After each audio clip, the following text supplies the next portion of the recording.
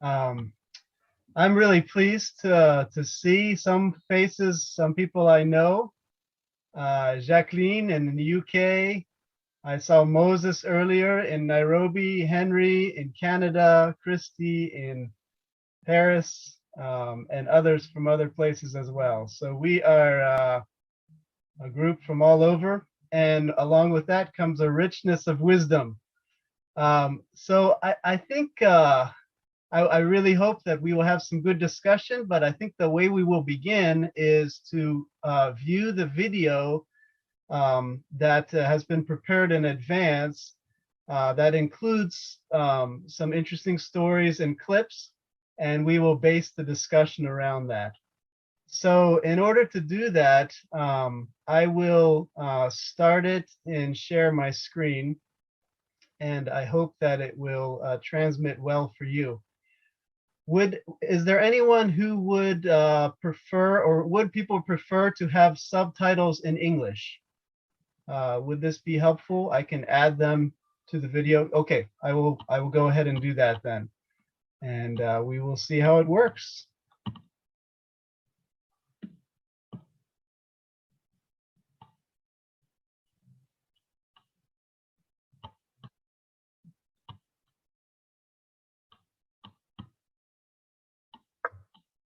Greetings. My name is Peter Sensnig. I serve with Mennonite Mission Network and as a member of Eastern Mennonite Mission's Christian-Muslim Relations team. The question that we will address in this workshop is, how do we as followers of Jesus relate faithfully to our Muslim neighbors? To prompt our thinking, I want to start with a story that happened just last year and what emerged from it. The background of this story is that after the September 11, 2001 attacks in the United States, many Muslims experienced a backlash of discrimination, of abusive language, even violence. An Islamic organization called Discover Islam decided that it was critical to do something about this, to educate North Americans about who Muslims are, what they really believe, and how they're not represented by terrorist acts. So they produced a series of 6 short documentary films to explain Islam and Muslims to an audience of Christians and others. And they sent these films to churches, including the Mennonites. When our team received these films, we thought, what an opportunity for dialogue. Here we have Muslims reaching out and saying, please seek to understand us. And this can only happen if we have a relationship. So we decided to respond with our own films from a Mennonite perspective, reaching out in return, continuing the dialogue. I invited Muslims from Discover Islam, including the director of the organization, to work with us through the whole process of making these short films, and they were very happy to do so. So we had Mennonites and Muslims working together on a film project.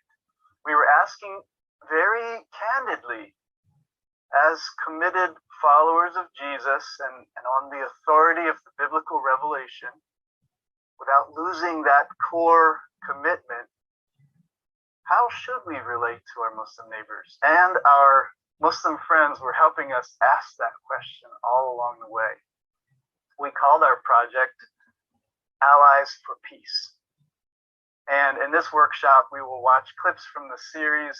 I'll mention later what emerged from this project, because it's the kind of miracle that God can do when we respond in faith. Let's take a look at part of the introduction so you get a feel for the tone of the series.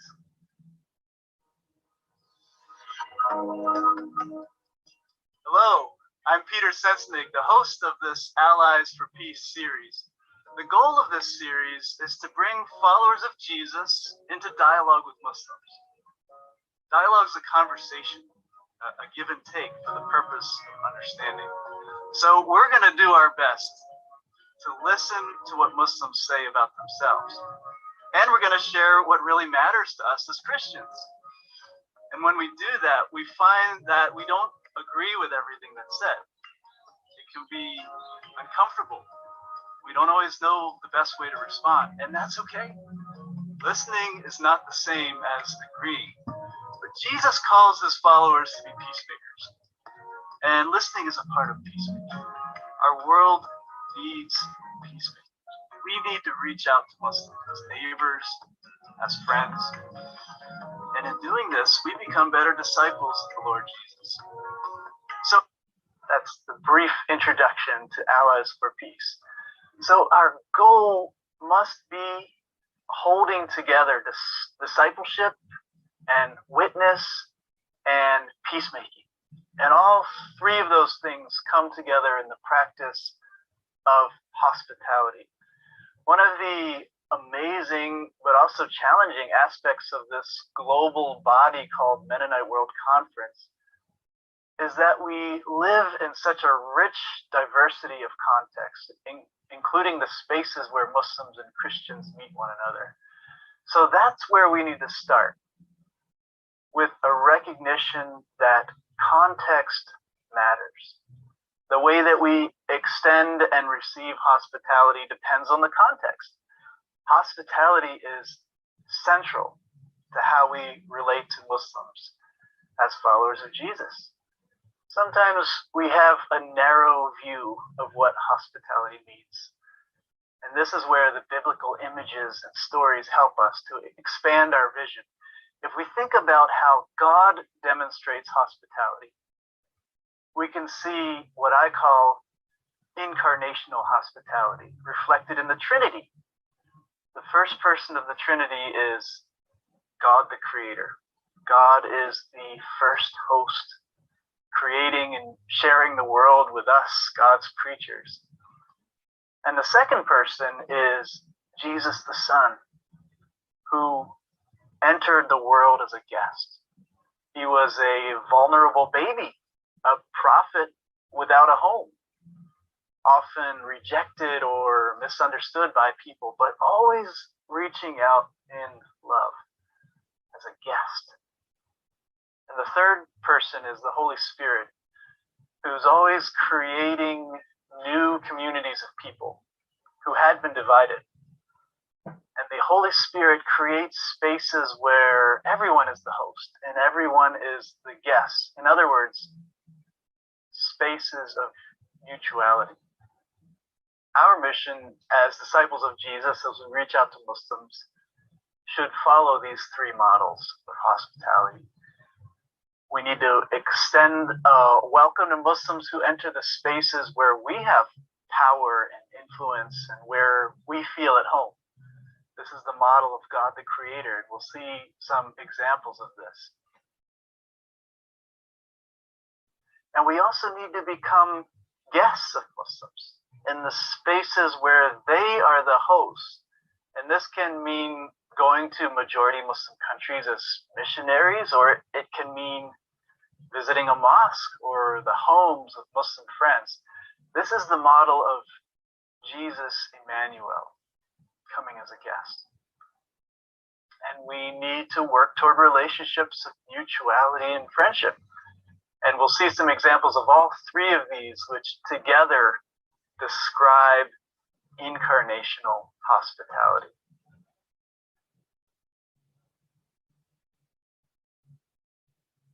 Let's start with a story of what I mean by imitating God as a host. This is Pastor Aldo Shahan of Philadelphia Praise Center in the U.S.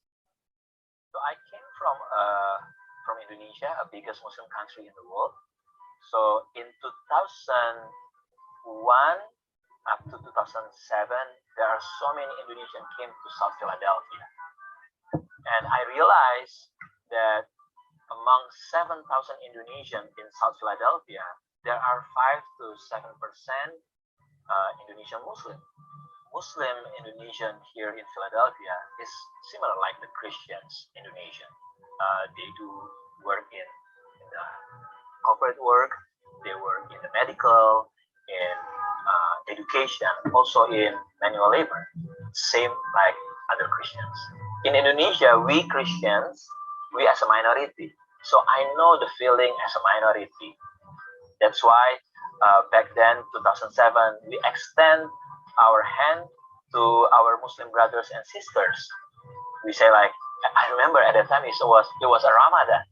So I said like, hey, you don't have a place to worship. Why don't you use our church? What did your congregation think about that idea?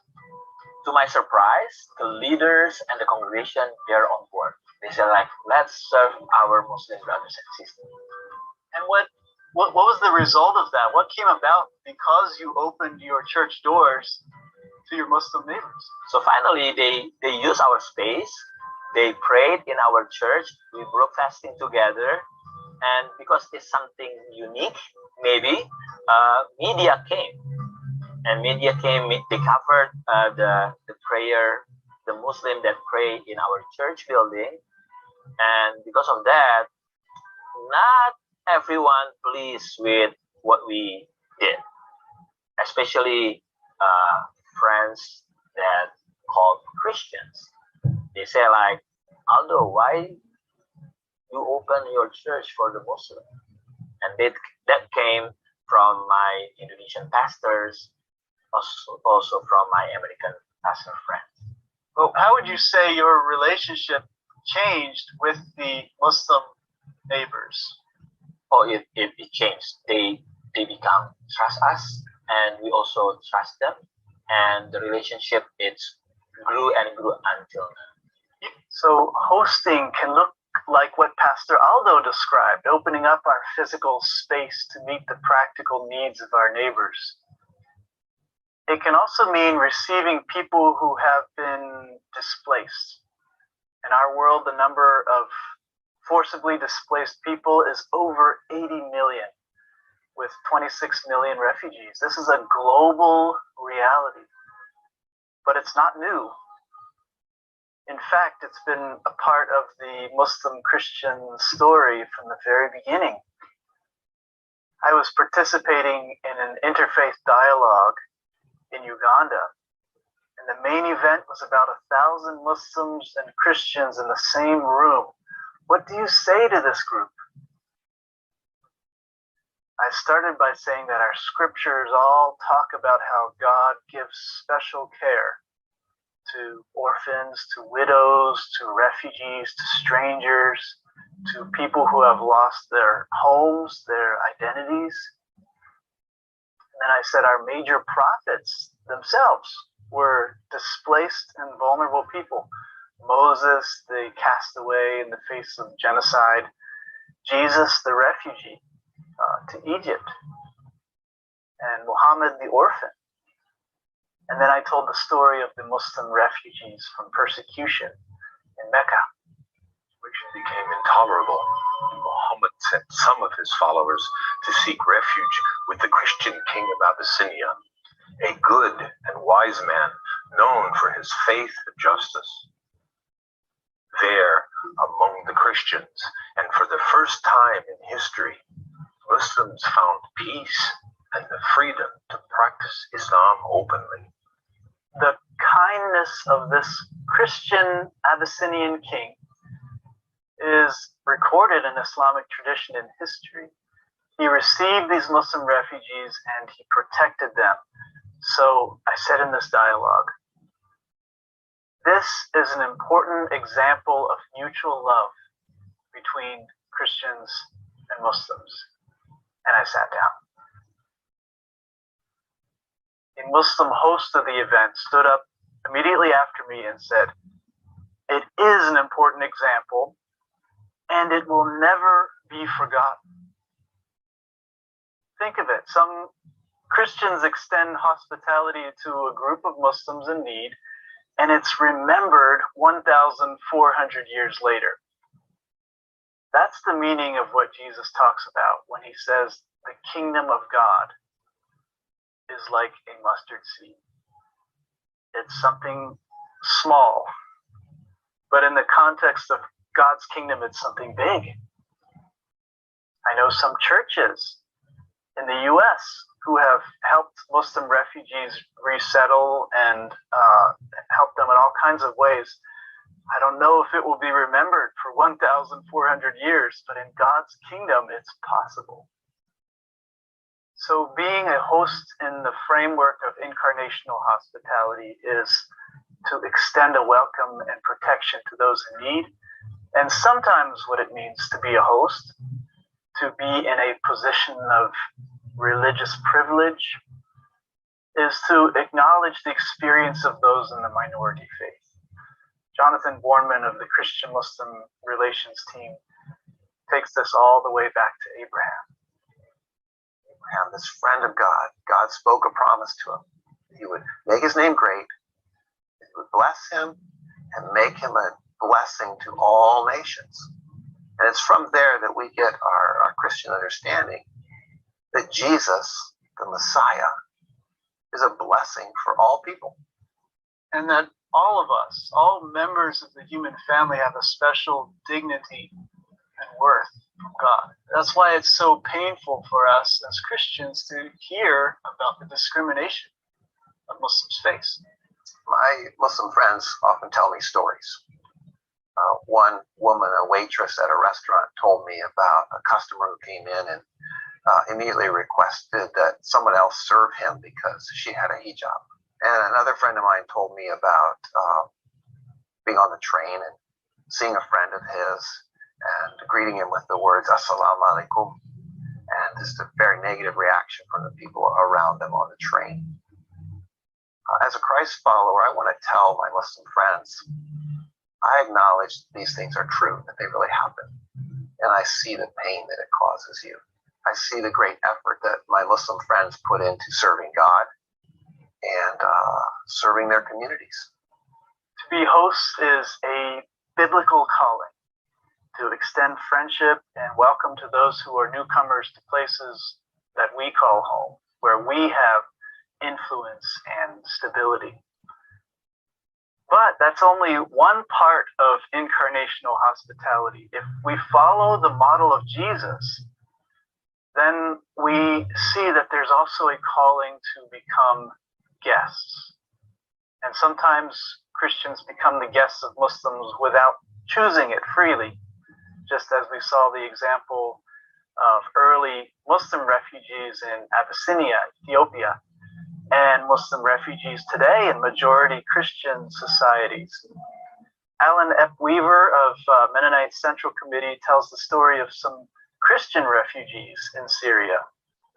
The last 10 years in Syria, the country's been devastated by a civil war that has left millions upon millions of people uprooted from their homes. In the Kalamun Valley in central Syria, that's been a place where Christians and Muslims have lived together for centuries. It's been relatively calm there and has been a place of refuge for many people in Syria as they flee to relatively safer places. But in 2013, armed militants came into the valley, and Muslims were worried about their Christian neighbors and welcomed their Christian neighbors into their homes or helped drive them to safer places during this time of danger and unrest. And a striking story that we heard from our Christian and Muslim partners in one village in the Kalamun Valley was how armed militants came into a Syrian Orthodox church in the village and were surprised to find the Muslim leaders of the village standing in the church. And the Muslim leaders said, if you are going to defile this church, you will have to kill us first. And the armed militants left the village. They were so astounded by this witness of these Muslim leaders. We should not be surprised when Muslims defend Christians who are in difficult situations. There are examples of this all around the world. It's a reason to rejoice and to find hope. There's also another kind of guesting, becoming a guest for the sake of the gospel. And this is what we sometimes call mission. Choosing to become a stranger in a strange place in order to bear witness to the reign of God. This can require laying aside certain kinds of protection, the close comfort of a community, political protection, citizenship rights, to live as a Christian among Muslims. There's a risk involved, especially when there is enmity between communities. Think of the example of Francis of Assisi. Year 1219, in the middle of a crusade that was killing thousands of people, Francis of Assisi made his way to the battlefield in Egypt where Christian and Muslim armies faced each other.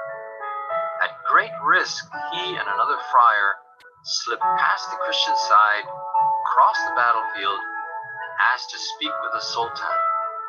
Francis greeted him with peace, saying, "We are ambassadors of the Lord Jesus Christ."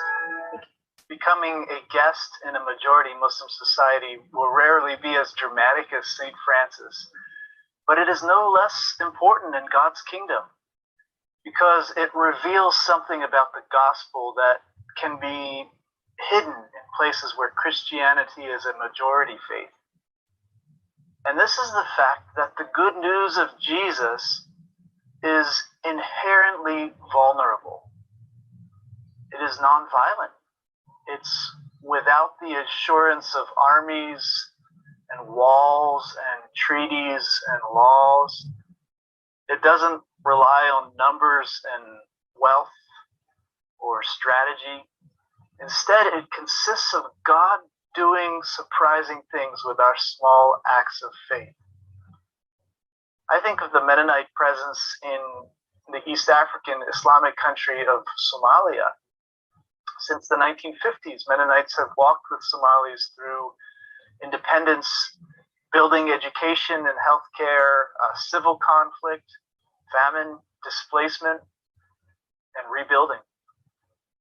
And there was much loss, notably for the dozens of Somali believers in Jesus who lost their lives at the hands of violent extremists. But in my occasional visits to teach in Somaliland over the years, I observed the fruit of that partnership and presence in small but tangible ways. People who studied at the Mennonite schools have taken on the identity of peacemakers. And some have gone on to have significant roles in government and civil society. And Kenyan Christians are continuing some of the relationships started by Mennonite mission. We can never tell what God will do when we step out in faith as guests among Muslims. So we imitate God the Creator by extending hospitality to Muslims in our own spaces, and we imitate God the Son, Jesus, by becoming the guests of Muslims. And there's a third model, the Holy Spirit, who creates mutuality. So let's think a bit about what mutuality looks like. It might take lots of different forms. We might find a kind of mutuality in places where neither Muslims nor Christians are in a majority, but where another faith is dominant or most people are not religious. Christy Harrison describes her upbringing in France in this way. Christy, you grew up in France as a Christian around Muslims. What did you experience there? That's right. Actually, some of my most interesting theological conversations as a teenager happened with Muslims. French people don't tend to be very religious, but I had many Muslim classmates and teachers and mentors, and they love to talk about religion. You were feeling a sense of connection there as Christians and Muslims who were believers in God. Absolutely. Yeah. I remember in particular one teacher who asked me this question. He said, "Why did God create us?" I hadn't really given that much thought, so I was thinking, well, God is love. God created us so that he could have people to show his love to. And he said, well, God created us to demonstrate his glory. I think that was kind of one of my first interfaith dialogue conversations I ever had. And you later lived in a number of different majority Muslim places. What did you learn there? Well, it forced me to really dig deep, to reevaluate what is it that I truly believe. I have been so impressed by the devotion that I see in my Muslim friends and neighbors. And it's really challenged me to ask, am I that devoted? It's interesting to observe that when we allow ourselves to step away from the competition of numbers or the competition of controlling society, we can see ourselves as allies with Muslims. As Mennonites, we should recognize in our own history the power of yielding control to God, giving space for God's Spirit to work. But the sense of competition is deeply ingrained in us. We can recognize in ourselves Cain and Abel, Isaac and Ishmael, Jacob and Esau, the Jews and the Samaritans. And like all of those stories in Scripture, there's a kind of history of broken relationship. And that's certainly true of the relationship between Muslims and Christians. How can we hope for mutuality when there's so much pain and violence and trauma? When in places like Somalia and Nigeria and Yemen, Christians have suffered and died at the hands of Muslims. And in the same or other places, Muslims have been killed by Christians. Jonathan Borneman suggests that mutuality starts with a recognition of this shared history and of the need of all of us for forgiveness for our guilt. In different times and places and ways. What if we would just acknowledge that we all need healing and we all need forgiveness? The Quran says that God is gracious and forgiving. And John, one of the disciples of Jesus, he wrote, if we confess our sins, he is faithful and just to forgive us our sins and heal us of all unrighteousness. So we all have a profound need for healing and forgiveness of sin. As Christians, we understand that the crucifixion of Jesus is about Jesus absorbing all the violence and hatred that humanity had, and then crying out to God, Father, forgive them. We bear witness that the cross of Jesus is about this God setting things right, offering forgiveness. And so our witness is that the way of the cross is the path of nonviolence. It's a path of healing and forgiveness. That's our Christian witness. And one place where there's a history of deep pain is in northern Kenya, where violence between Muslims and Christians has rocked the region for decades. But hear this story that comes out of this place where enmity runs deep. There's something else going on under the surface, something holy. December 2015, militants from the group Al-Shabaab stopped a bus in northern Kenya. They ordered the passengers off the bus and demanded that the Muslims and Christians separate. The militants were going to kill the Christians. The Muslim women on the bus quickly shared their Islamic garments, the hijab, with the Christian women so that the attackers would not know who is Muslim and who is Christian. The militants then asked the men to disembark, but the Muslim men also refused to separate from Christians. They saved them at great risk to themselves. This is the kind of neighbor that we want to be. Protecting, loving, respecting at a profound level. Every day we're faced with that question, right? Who is my neighbor? As a disciple of Jesus, I can say without reservation that Muslims are my neighbors and I am theirs.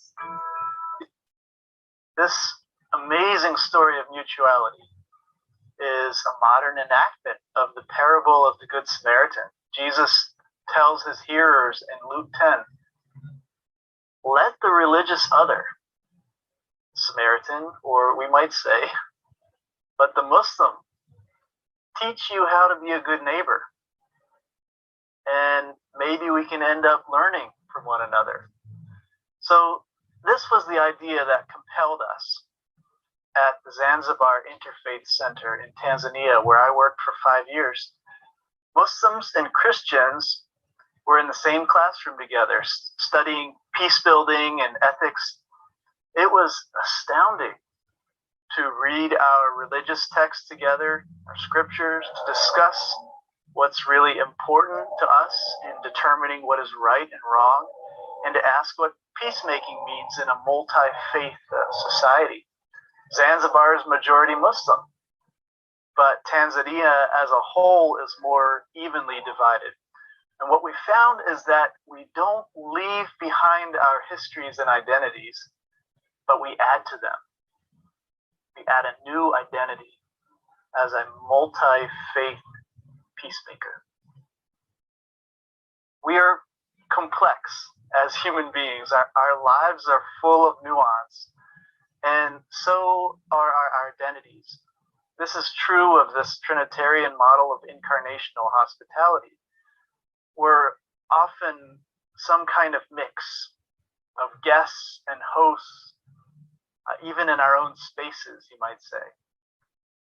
But the point of the model is that we should try not to be only one or the other, but to strive for mutuality. As an example, let me return to the story I told you at the beginning. When Discover Islam made contact with us, it was obvious that they felt marginalized in the community of faith in North America. Muslims were experiencing distrust from the broader society, and they're a small minority in the US. It would be easy to ignore a community that is less than 2% of the population. But we decided that we would respond as partners. There are parts of the world where Christians are a small minority and a Muslim majority. How would we want to be received when our places are switched? In a sense, when we find ourselves as guests rather than as hosts. The golden rule, do unto others as you would have them do unto you, applies also to our interfaith relationships. So when we created Allies for Peace, we decided that this vision of mutual partnership would guide the whole project, even as we keep our core commitment to the Lordship of Jesus Christ. And do you know what happened? Discover Islam said, we want to pay for this material to be distributed to as many churches and organizations as possible. They said, we're financing a USB edition to be given to everyone who wants one at Mennonite World Conference in Indonesia and in the Mennonite churches in the US. And they went a step further. They said, we'll even distribute these Mennonite-made films in our own Islamic networks in the Caribbean and elsewhere. So our witness to Jesus Christ, the Prince of Peace, is being received as good news for Christians and for Muslims, thanks to the work of our friends at Discover Islam. There's no limit to what God can do when we reach out or when we reach back as guests and as hosts and as partners. Well, I hope that the video was audible and visible and helpful to you. I know that there are participants at the Mennonite World Conference in Indonesia who have received these USB packages that I mentioned in the video. We don't have any live participants with us now, as far as I know, because it's almost 1 a.m. for them. So they are fast asleep, I hope. But we have been just delighted that this series has been used in our circles, but also beyond what we could have anticipated in the Islamic, the Discover Islam circles as well. So our prayer is that that the witness of Jesus Christ would be clear and evident, not only in the process of making it, but in the content that is going beyond where any of us could go. So I think what I'd like to do, thinking along these lines of guest, host, and mutual partners, is to do what's called a chat storm. So if you know how to use the chat, you will already, if you open it up at the bottom of your screen, it should come up on the side for you, and you already see the conversation about translation, interpretation. But what I'd like to ask you to do is to think about first about where in Mennonite World Conference do we see Mennonites operating as hosts. In other words, if we're taking this model of as God as the host, where might we see Mennonite World Conference Christians relating to Muslims from a position of numeric majority, privilege, influence, power of some kind? Where are Christians in a host? And I invite you to just type the name of a country or a region or even a city that comes to your mind.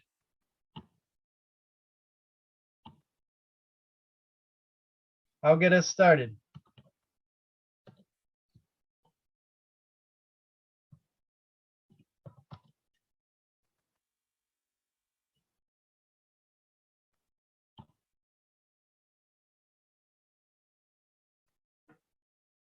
I invite you to write in the chat, where might you think about Mennonites being in a position of hosting, in the sense of being the privileged majority in some way, having influence, inviting Muslims into their space.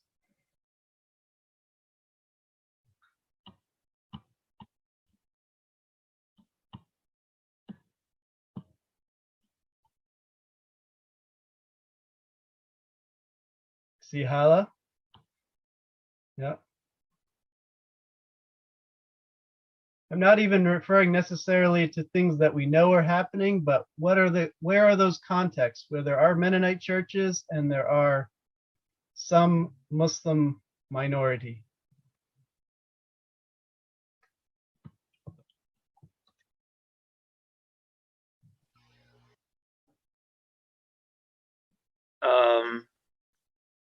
Yes, Patrick, please. Yeah, I think for the example that I have in mind is the Eastleigh Fellowship Center in Kenya. I think having been brought up in that environment, going back into the late 70s, the Muslim community in the Eastleigh area was still a minority. And by the time that the center was being established, when Dr. Schenk was in Kenya, one would say that it was a very special initiative because the center, though, was being put up by the Mennonite people. The invitation of the Muslims made even the foundation for the center was signed off by a Muslim sheikh, and that was an extraordinary welcome. And that tradition has continued because that has been the place where Muslims feel they can come and have their functions, whether they are marriage functions. We have sports facilities which we have availed to them. And it has continued to serve, even though one would say that in every 10 people, Muslims constitute only 1.5, probably, in Kenya.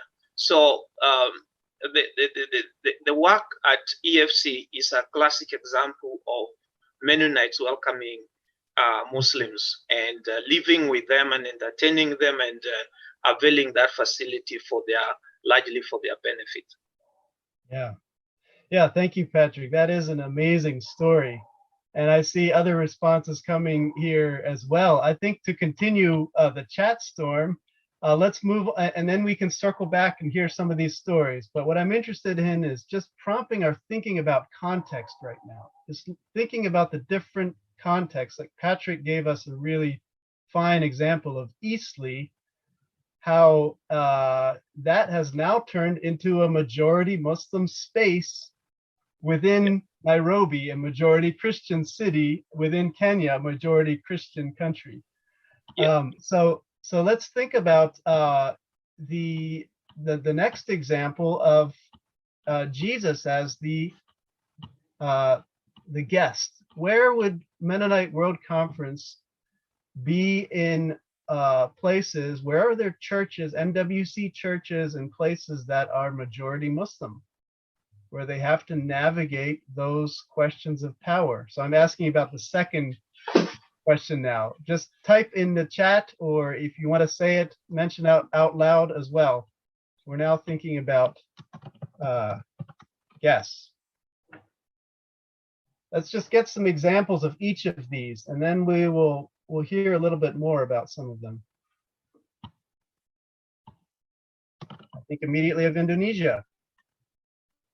Not guests per se, but in a Christian minority context with a Muslim majority. Others?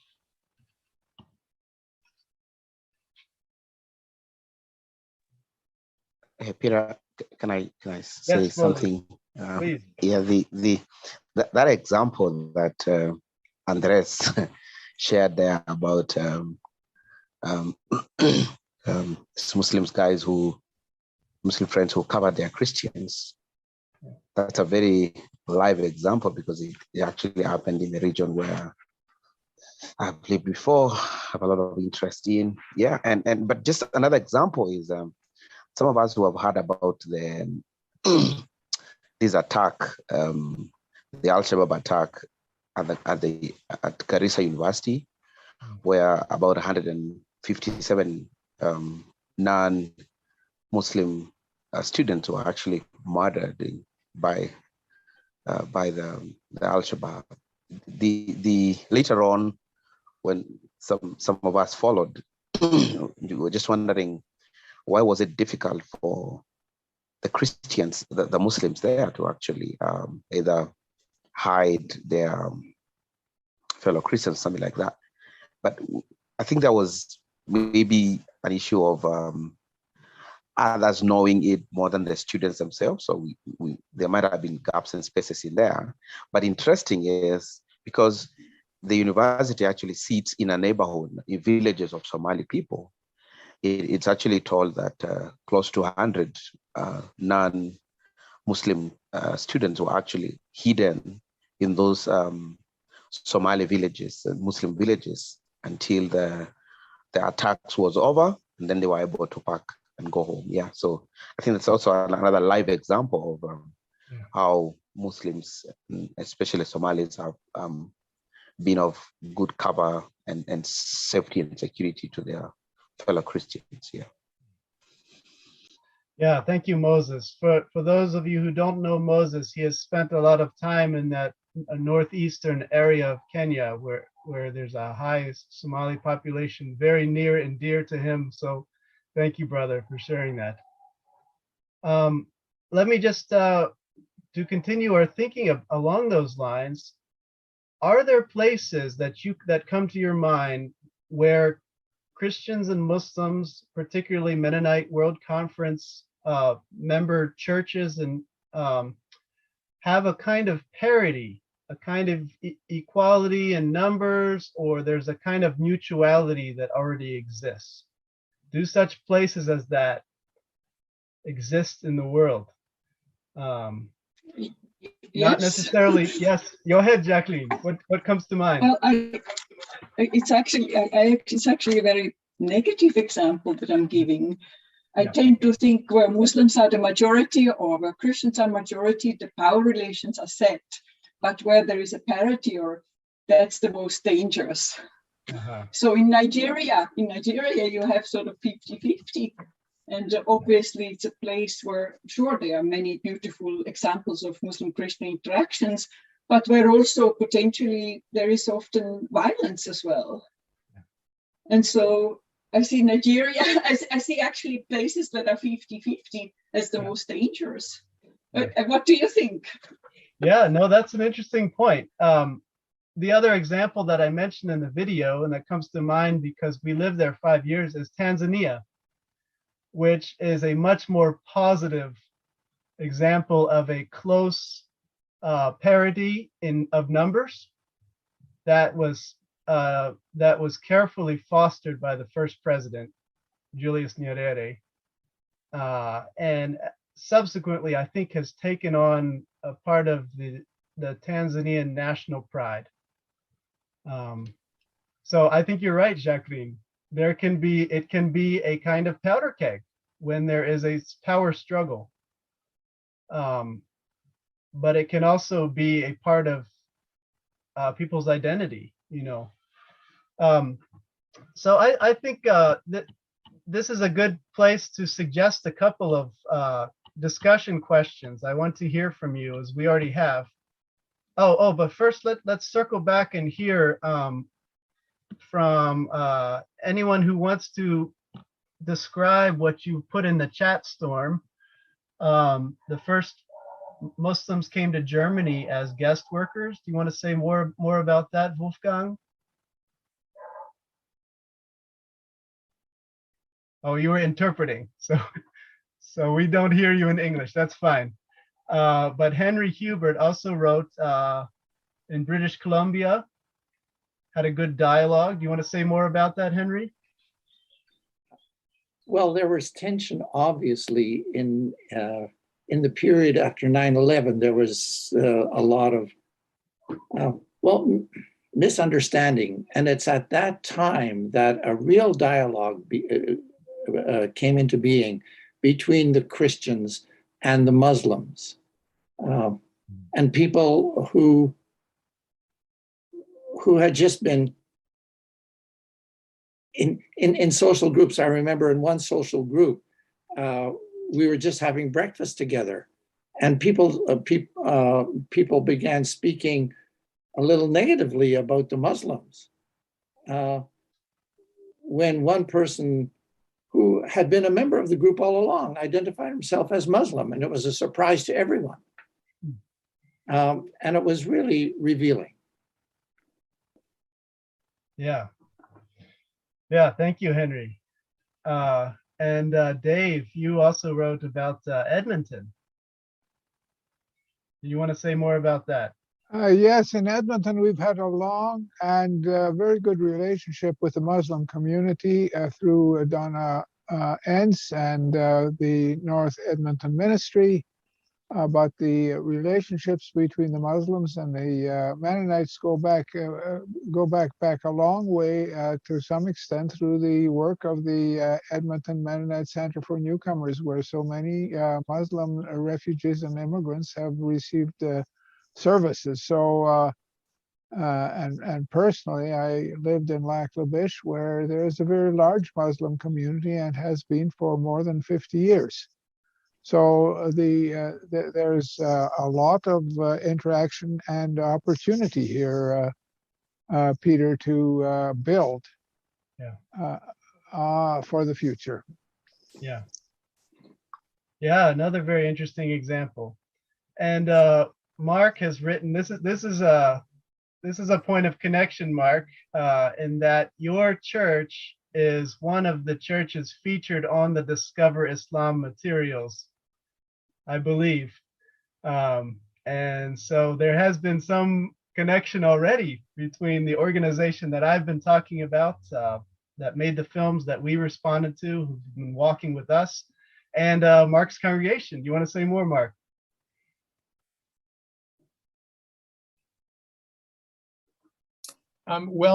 It all began, well, actually, I'm not sure when it began, but it all began, well, actually, I'm not sure when it began. 2001. Around 2001, and the First Mennonite Church has a large parking lot. And the mosque was interested in being able to use that parking lot for their large Friday evening services.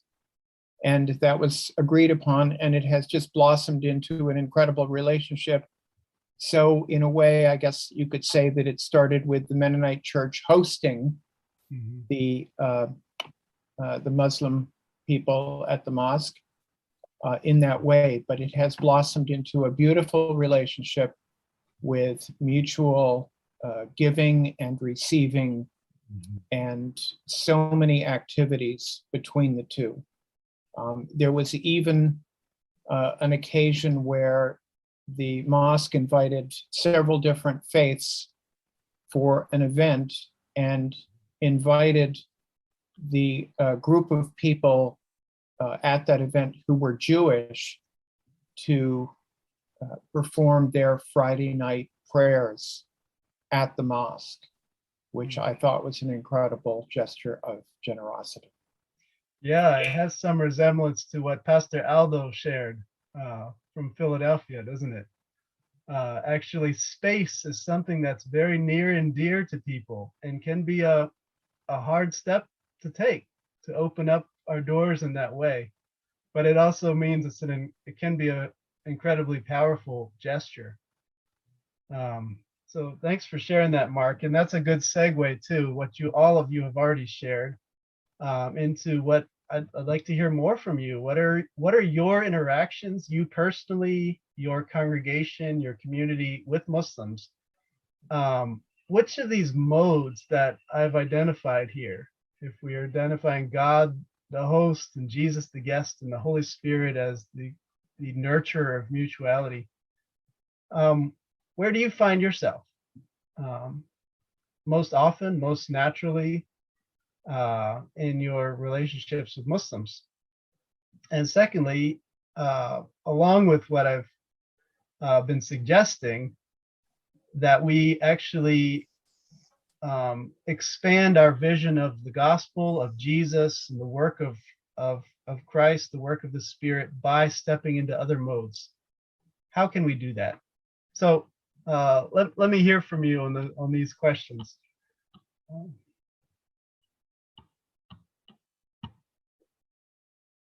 Welcome.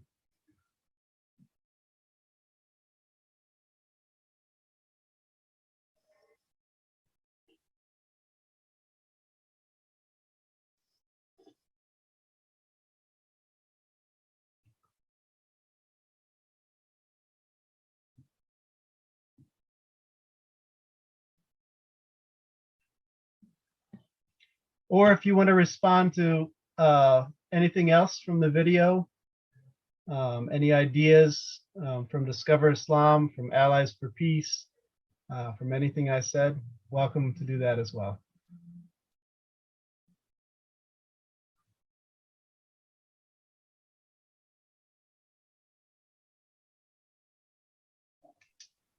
And I think Peter, you highlighted the Mennonites Somali relationship, which started far back in early 90s or something like that. I think early 50s actually. Early 50s actually, yeah. Yeah. And I think when there was Somalia was destabilized, and through the leadership of David Schenck, the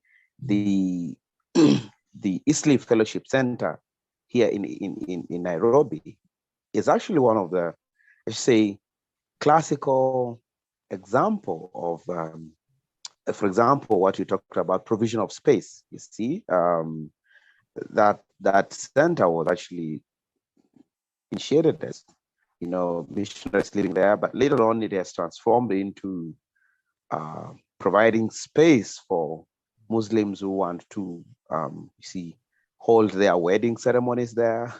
And because, again, Isley is busting, it has a lot of people.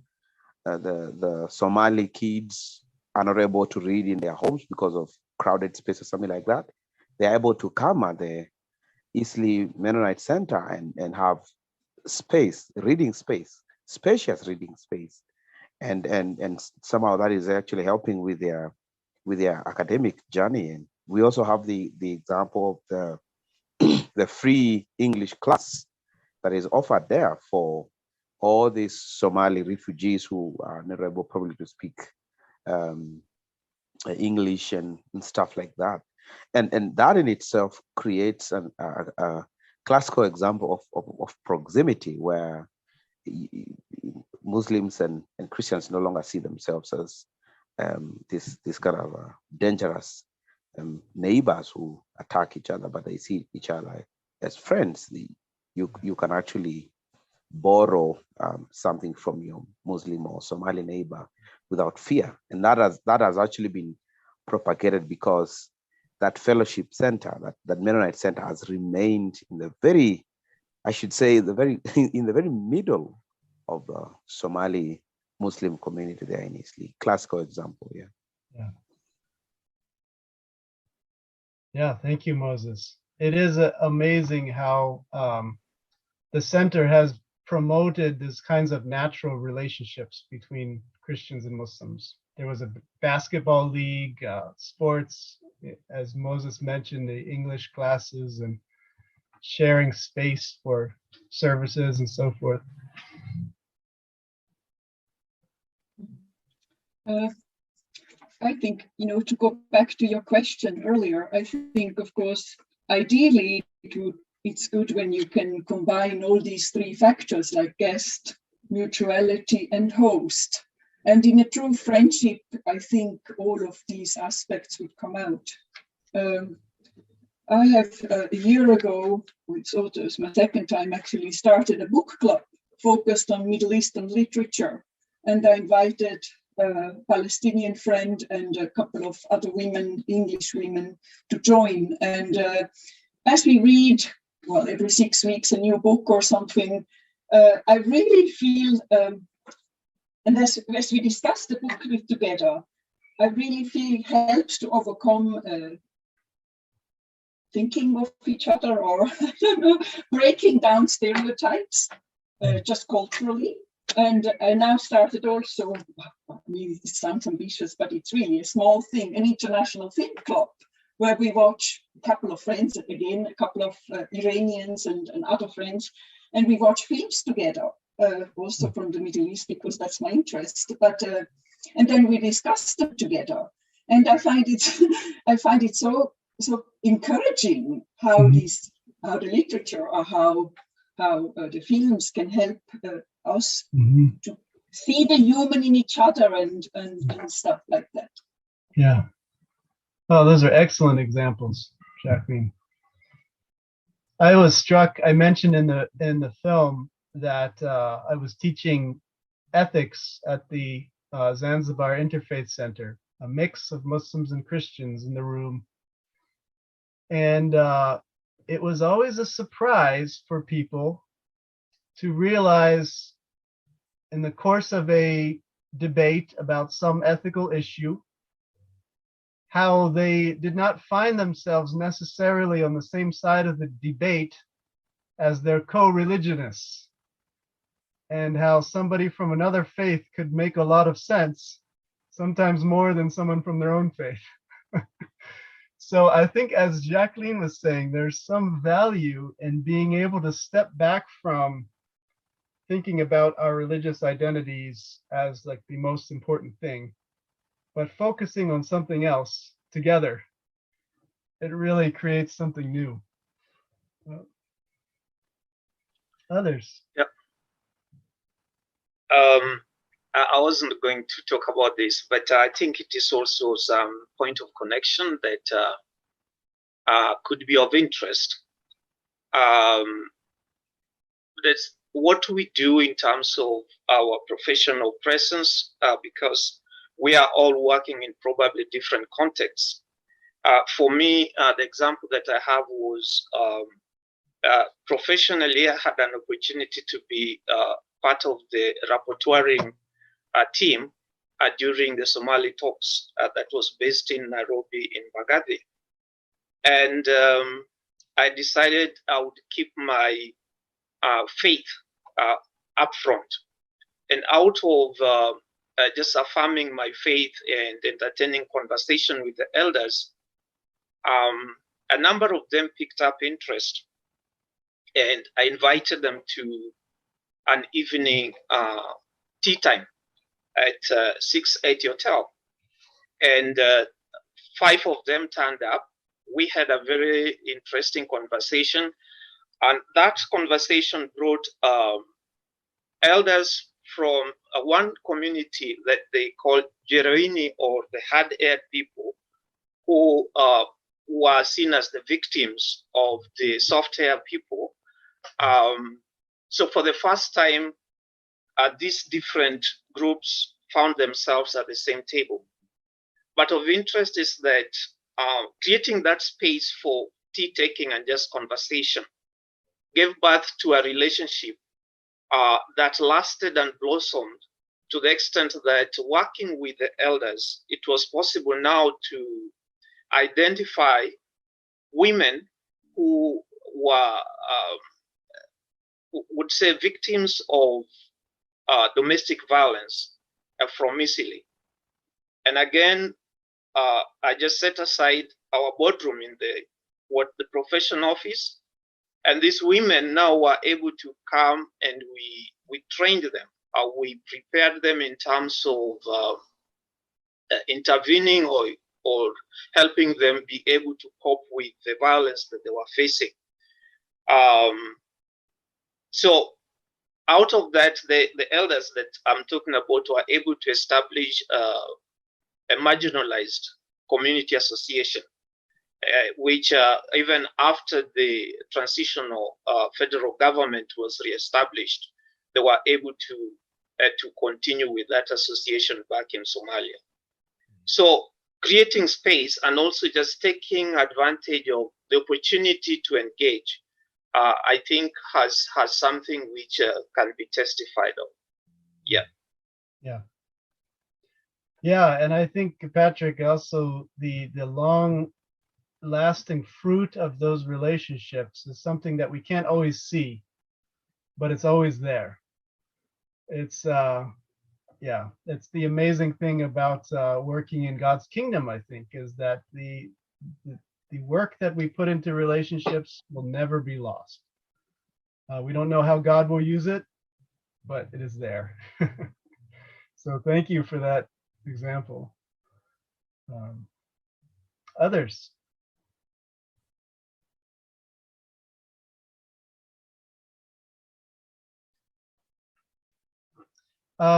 Wolfgang has written an interesting comment here. The German Mennonite Peace Committee awarded Ecclesiar Yanua, Nigeria, EYN, with the Michael Sattler Peace Prize for their Christian-Muslim peace work in northern Nigeria, in Boko Haram territory. And EYN is a church that was started by the Brethren in Christ mission, therefore connected to our Mennonite World Conference body. Thank you for that example, Wolfgang. Yeah.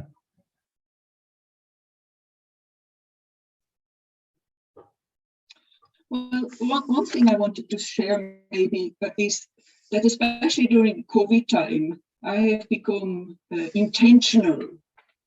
Like I had a couple of Muslim friends, and of course we over here, we weren't allowed to, hardly see anybody and only walk with one person outside during the worst lockdown, within a 5 kilometers range of our house anyhow.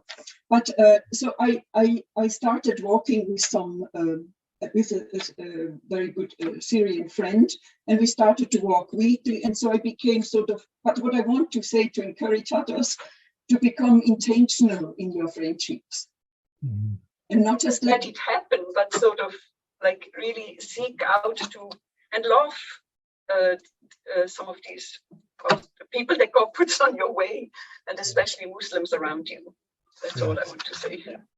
No, that's good. And what your comments about intentionality made me think of a specific practice that I think all of us could promote or even lead, which is to become guests in the space of Muslim religious practice, namely visiting a mosque or leading a group from our church or a group of interested people to visit a mosque. Now, I have done this. I've been a part of leading Christian groups to visit mosques in various contexts. And I will say that it does not always go well for various reasons. I was part of a group in Ethiopia visiting a mosque, and we were very harshly met and turned away for reasons that are still beyond my comprehension, but it was worth a try. And I was just a part of a group in Eastern France, a group of Mennonites from Bienenberg Seminary, visiting a mosque in Saint-Louis, France, and it went very well. And it had a transformative effect on the Christians who experienced that for the first time. So all that to say that it is not a guaranteed formula for creating a positive relationship, but there is very little worth doing that is formulaic. There is value, I think, in stepping out and taking some risks and saying, this is who we are, and we want to know you. And you don't know how that will be received always, but in most cases, it has a transformative effect. Even in the Ethiopia case that I mentioned, we returned to the Maserati Christus College and we sat there with the wind taken out of us. We've been talking in the course about Muslim Christian relations, about how God was calling us to build these bridges, and it just went very, very poorly. And finally, the oldest person in the room said, maybe God wants to teach us something from this, about how we don't know how Muslims will respond to us. The only thing we can do is reach out in friendship. And that's we all sat with that and received that from God. So we have some time remaining. I would love to hear from others of you, especially those whose voices we have not heard. I see we have a friend from Burkina Faso, from Canada, Josue, Tani. Welcome, anyone.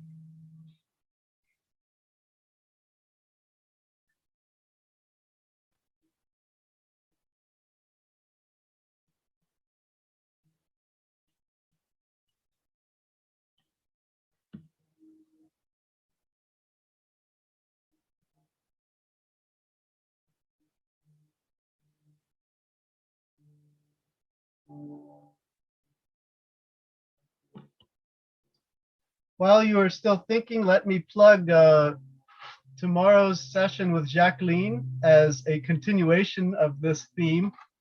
Tomorrow evening, breaking down barriers between Muslims and Christians, with focusing on the veil.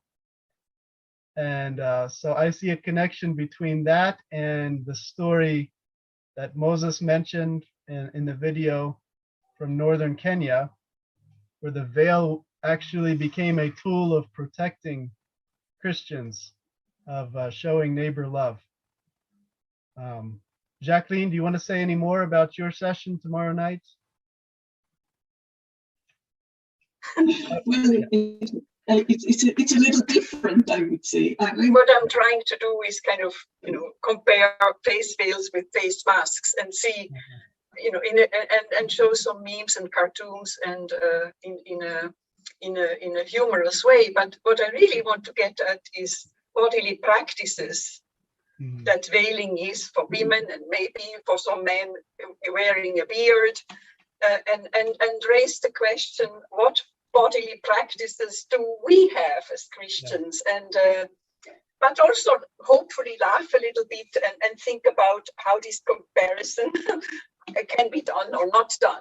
Anyhow, it is also on Muslim-Christian relations, but a little bit in a different way. Sure. Yeah. Thank you.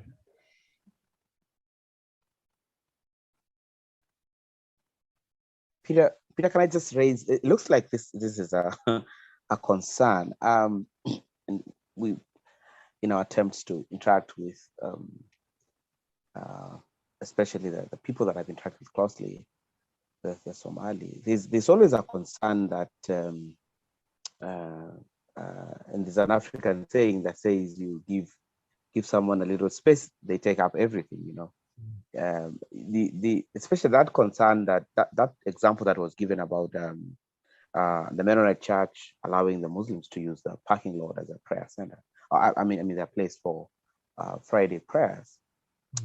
I find some people have reservations in doing something like that, because there's, I don't know whether it's how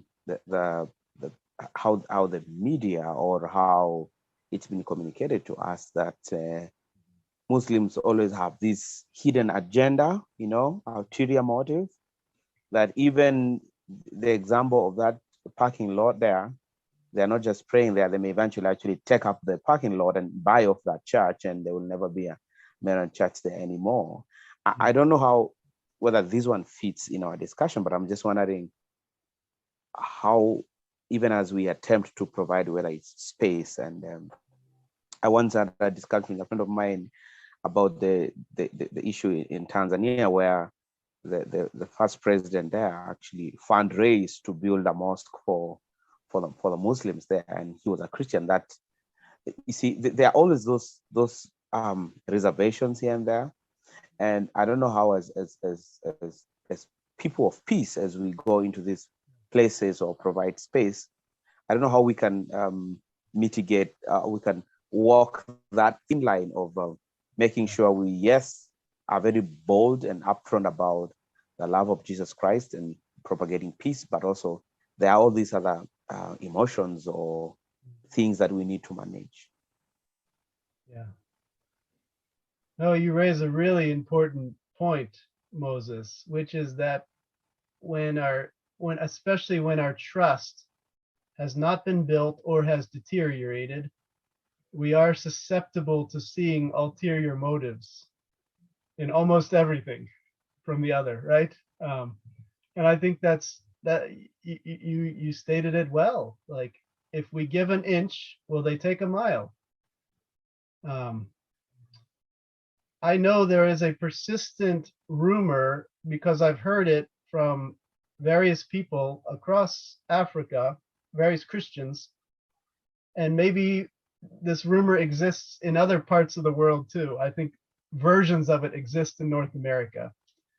But the idea that the Muslims are very intentionally gathering together, making a plan to build mosques every so many kilometers from each other, to Islamicize countries that are on the edge,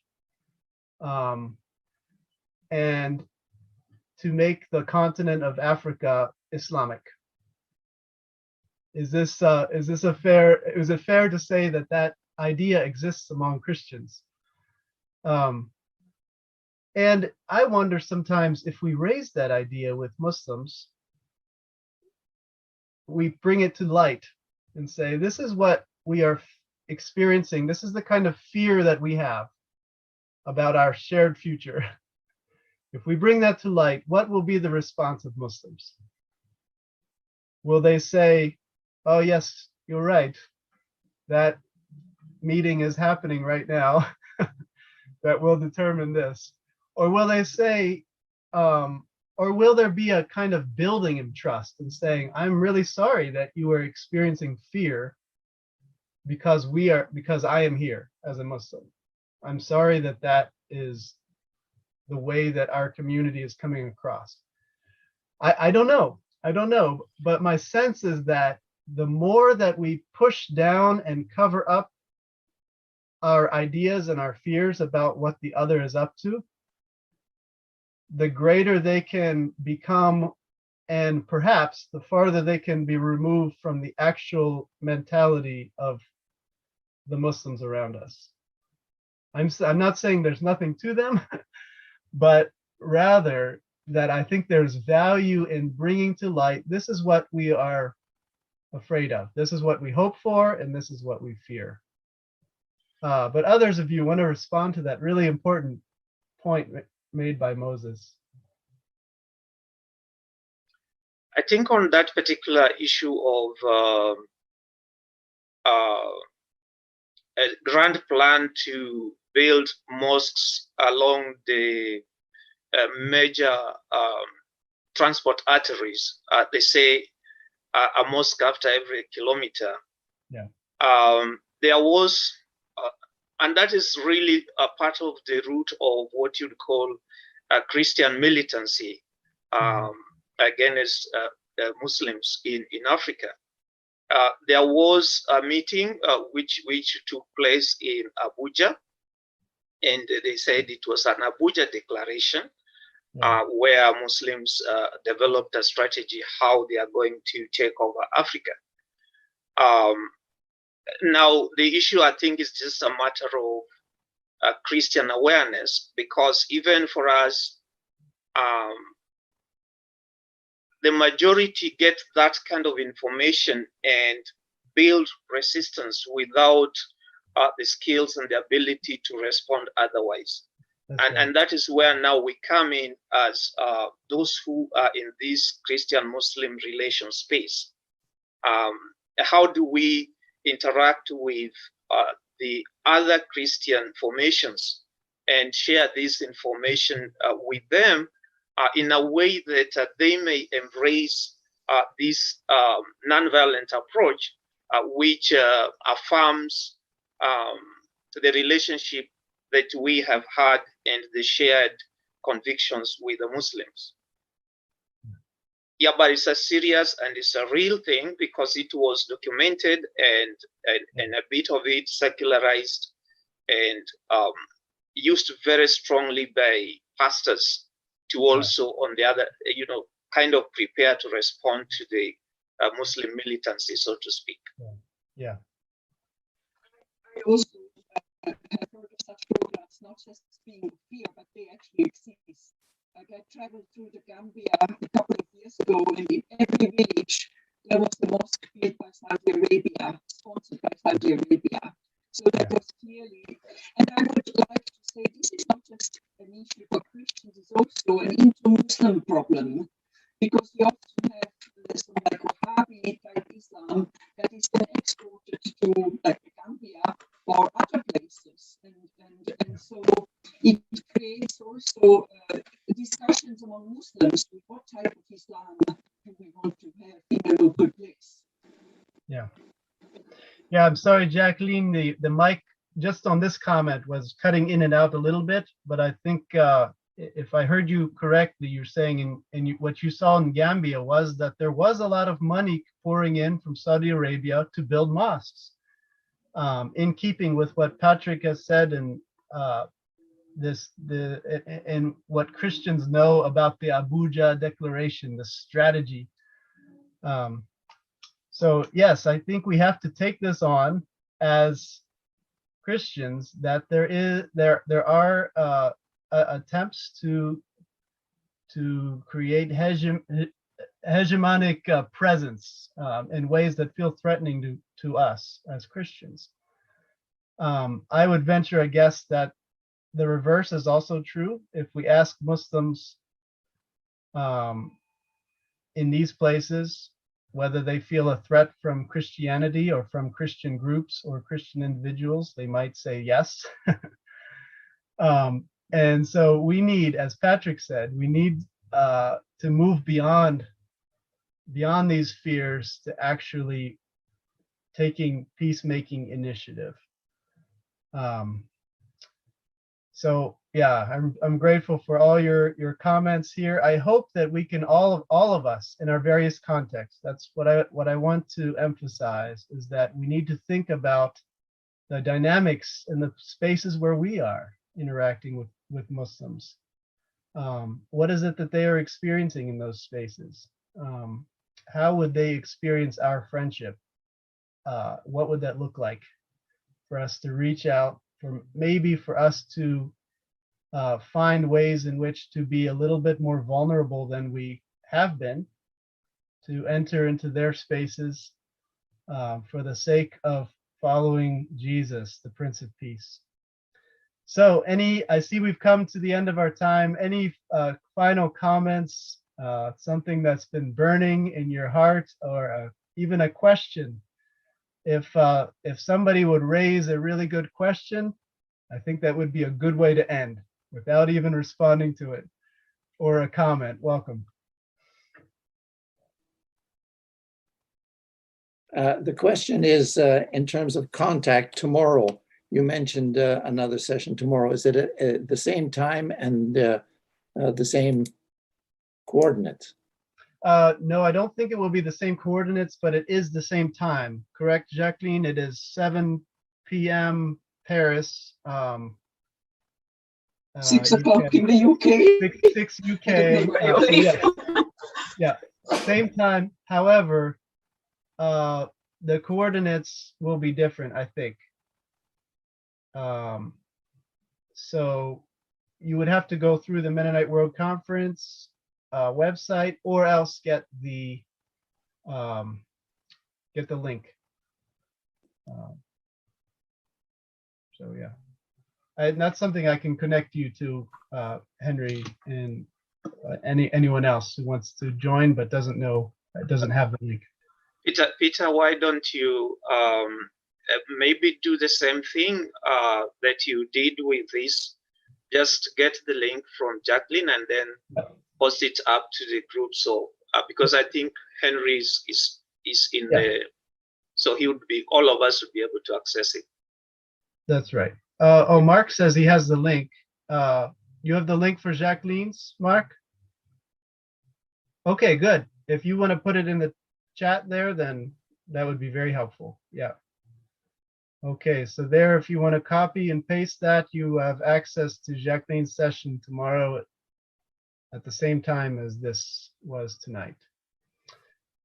Well, thank you, everyone, for your contributions and for your participation. May God bless you as you relate to the Muslims around you, as you find deeper discipleship with Jesus in and through it. May the Spirit be with you all. And Pat and Peter, may I thank you on behalf of all of us for the leadership you've taken in putting this together. Thank you, Dave. Pleasure.